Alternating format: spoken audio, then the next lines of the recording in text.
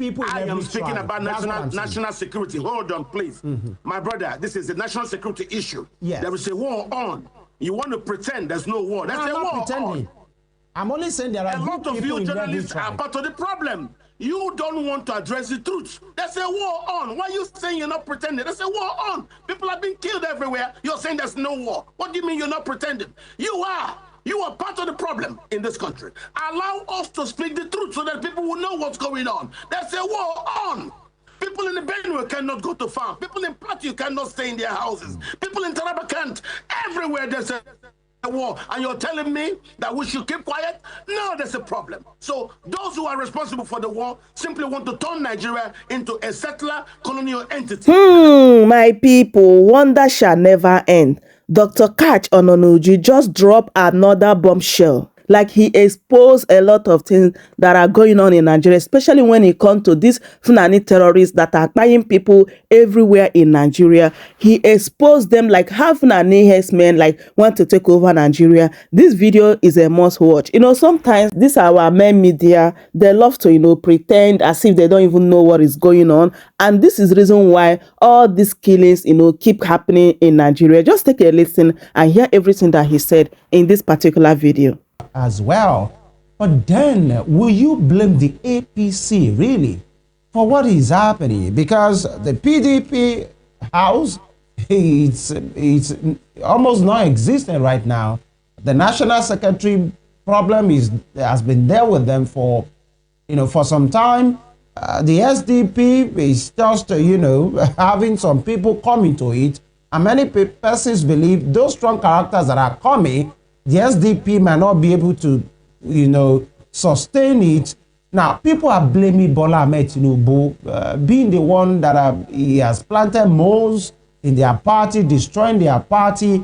Will you blame Tinubu or an APC under Tinubu for welcoming all these individuals that are crossing? Now, when you have 3 senators of a party jump the line and go join the APC, 3 senators from a state, the PDP move is entire structure in Delta.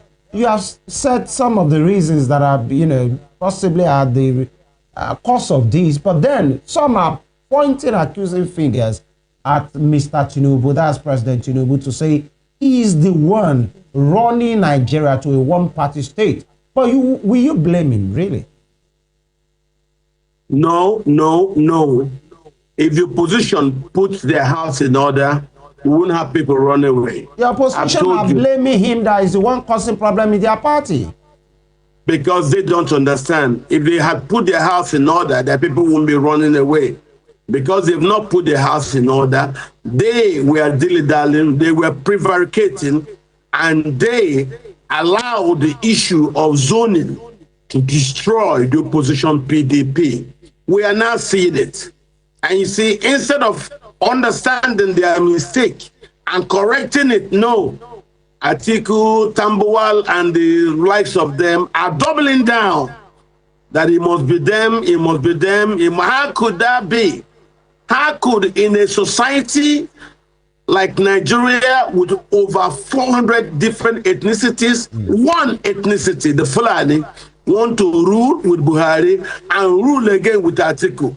That will make people say no, they won't accept it, and instead of accepting it, they will go to the other place. For me, I've told you before, most people in southern Nigeria and the middle belt of the north will rather, for the sake of security, not trust a Fulani man for president. And that's what you're seeing. So if they think Atiku is the shining star in the PDP, they will abandon it because the PDP for them is a ship that will never sail. Dr. And that's the issue. If I may butt in, sorry. If they not change their ways. Sorry, sir. Are you now saying, with the benefit of hindsight, maybe a Yeson Wike that has been, battered, accused, and, abused by people, maybe for the benefit of hindsight, he and his, integrity brothers, the 5 of them at that time, are you saying, when you look at it now, maybe he's right when he said he wasn't going to support Atiku at the last election and would rather work against him and support Tinubu? Do you see it that way? Yes, it is wrong to have allowed Atiku to succeed Buhari. It will be one Fulani after the other. And as you see, the Fulanis killing people across the country. Why? They want to appropriate us the to country. Be careful of the use of words. You know, when you generalize. Now allow me to use my words, please. Yeah, Let no, me I'm use saying the words, this. I beg Is a you. national You might be very television, careful. and there are good people in I every am speaking tribe. about That's what I'm saying. national security. Hold on, please. My brother, this is a national security issue. Yes. There is a war on. You want to pretend there's no war. There's I'm a war not pretending. on. I'm only saying there are A lot good of people you in every journalists are tribe. part of the problem. You don't want to address the truth. There's a war on. Why are you saying you're not pretending? There's a war on. People are being killed everywhere. You're saying there's no war. What do you mean you're not pretending? You are. You are part of the problem in this country. Allow us to speak the truth so that people will know what's going on. There's a war on. People in the Benue cannot go to farm. People in Plateau cannot stay in their houses. People in Taraba can't. Everywhere there's a war. And you're telling me that we should keep quiet? No, there's a problem. So those who are responsible for the war simply want to turn Nigeria into a settler colonial entity. And that's what's going on. You don't see that. You're seeing the politics. Forget about the politics. There is a real problem in the country. People are not sleeping at night. People, even in daytime, our farmers cannot go to farms. We now have food security problems. Why? The Fulani war across West Africa has finally bettered in Nigeria. And you don't want me to talk about it. Why? Who are you afraid of? Who will hear it and we will die? This is the problem. The country has gone wrong. Because a lot of you keep quiet. I'm aware of this. So please, when we have a problem like this serious national security issue, we must speak to it and not pretend it doesn't exist. It does exist. All right, Doctor. It does exist. All right, Dr. Ononuju. You have given your reasons for the massive defections to the APC.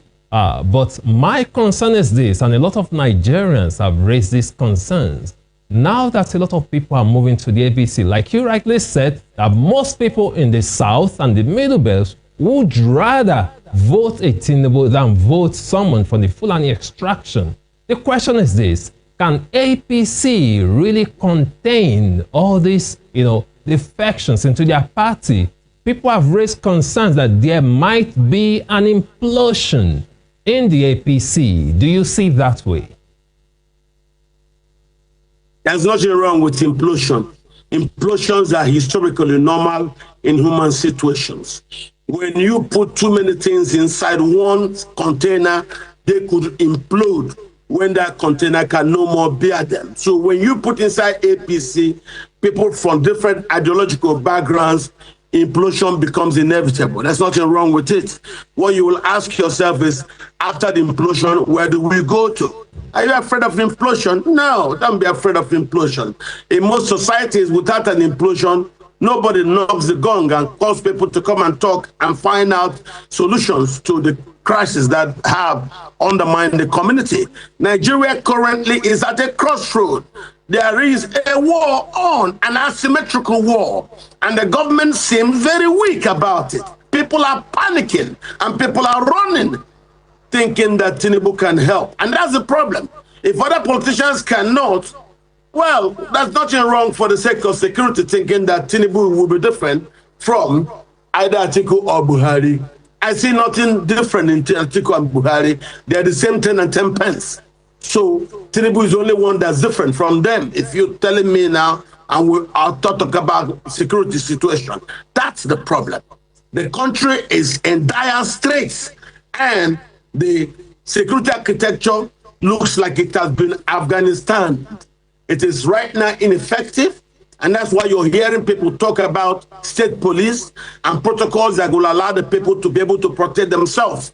We are moving towards that. If the government cannot help, people will resort to self-help. My brother, the security situation is serious and it is real. And this is the problem. We're not talking about it.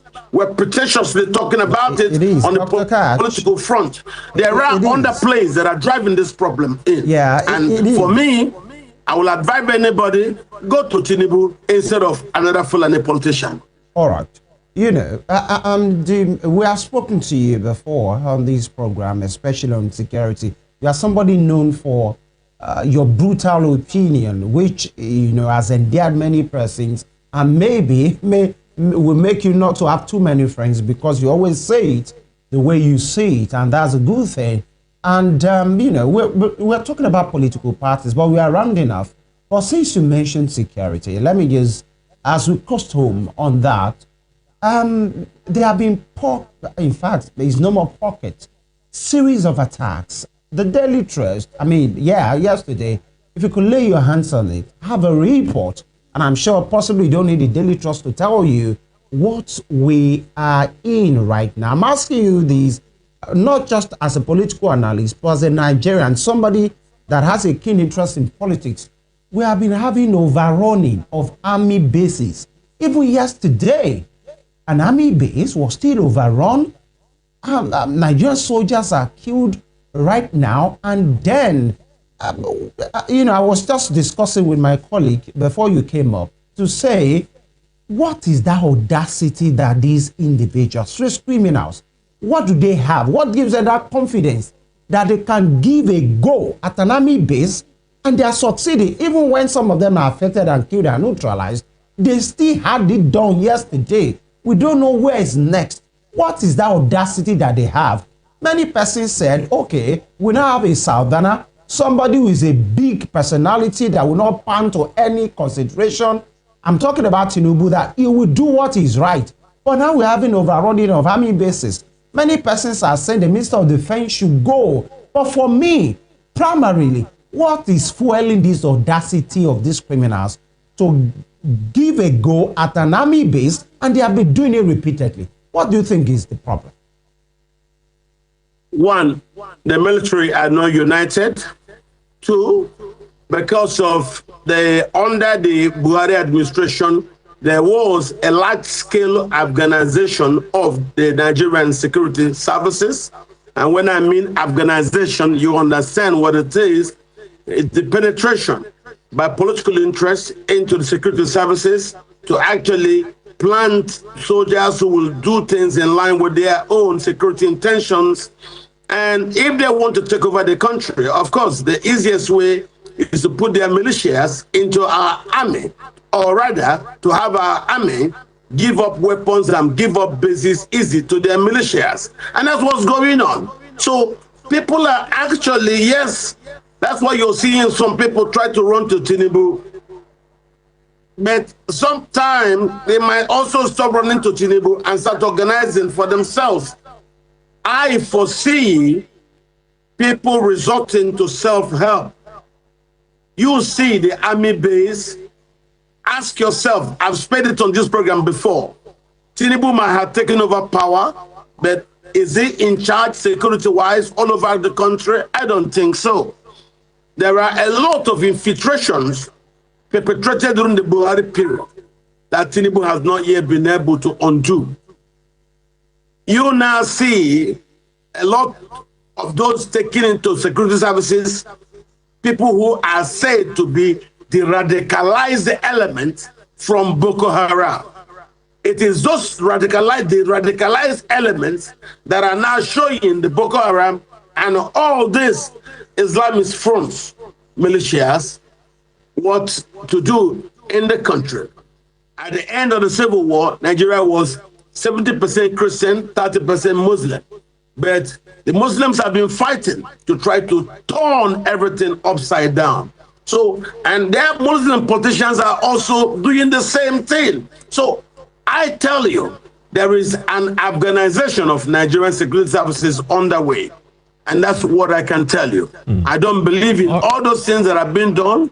If it is here, people agitating for peacefully, agitating for different standards, you will see the army come to the east and start arresting people, start arresting Sunday Igboho. How come the army are not strong up north? Don't forget, these same security strategies were employed to undermine President Goodluck Jonathan. And now that the same set of people are not happy with President Tinubu, they are now employing the same strategy to suddenly undermine President Tinubu. That's why I'm telling you that what you're having now is an Afghanization of the security services. So that has been known for a very long time, and I have been very strong on this, speaking about security, where most people were very afraid to even allow me speak. What happened today is all over the place. What I've been saying for the past 12 years, is it not all over the place? And these were products of hard research findings. I traveled to Mali, I went to Burkina Faso, I went to Cote d'Ivoire, I went to Ghana, I traveled to Yemen, the homeland of the Fulani, and I found out these problems. I presented it to Nigerians, and I told them there is a war on to take land from Nigerians, take the land, take over the land, administer over the land, colonize the people who own the land. And that's what I tell you, it is the new version of settler colonialism taking place in Nigeria. Even helped by Buhari administration. Buhari told people to come into the country with guns. How could you let people come through your border with guns? Those people with guns are now using those guns to colonize and arrest and kidnap Nigeria. All right, Dr. We are short on time right now.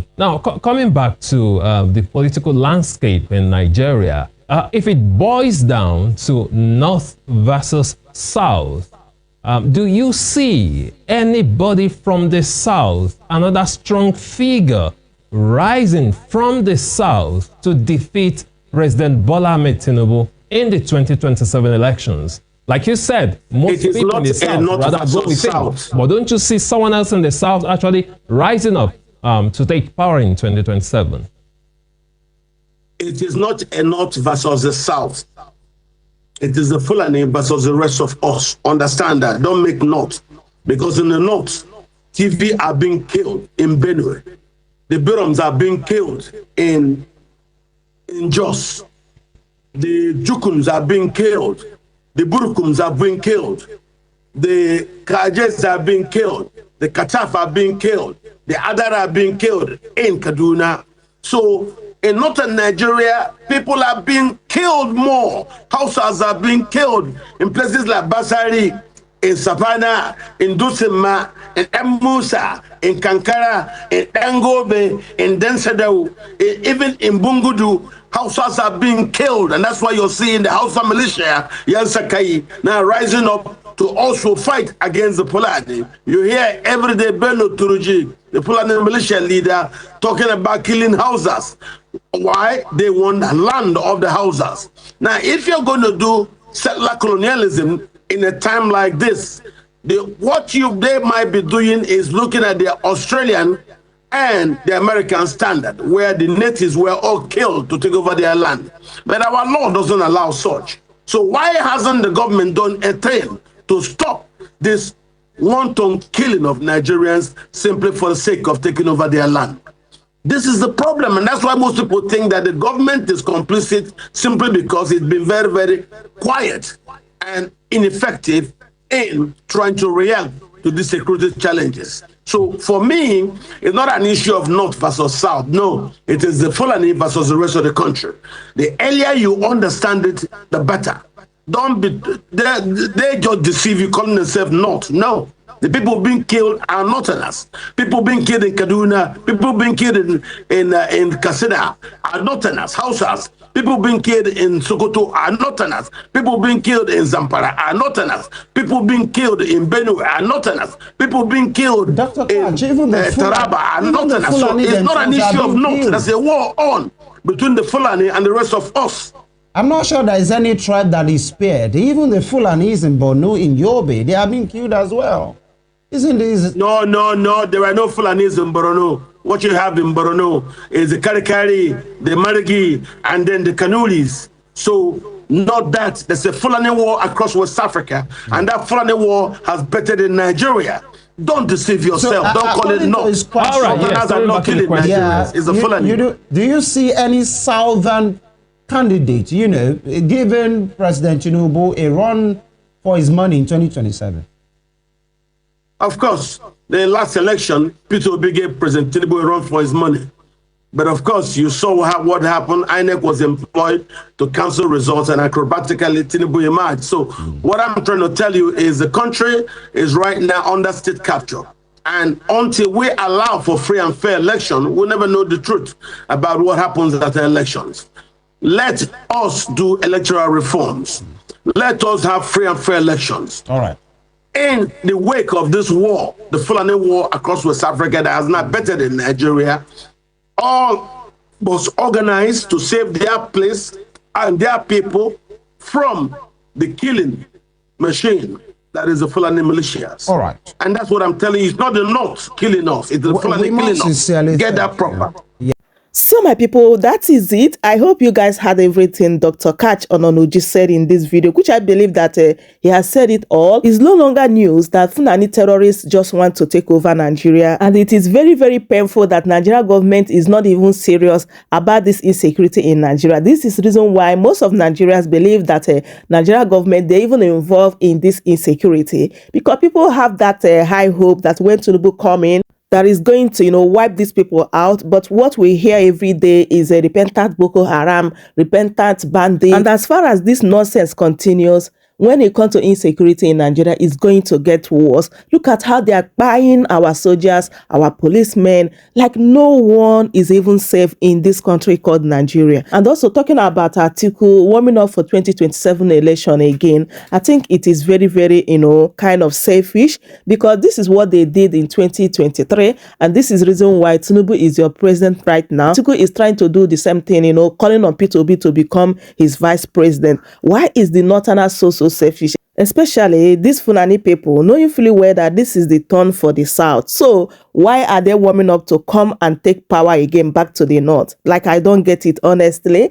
I hope you truly enjoy watching anyway. So make I bring this update to you guys. Please do wait to subscribe, like the video, leave your thoughts in the comment section, and share the video as well. Thank you so much everyone for watching, and I will see you guys in my next update. Goodbye for now. Welcome to Shamras News TV.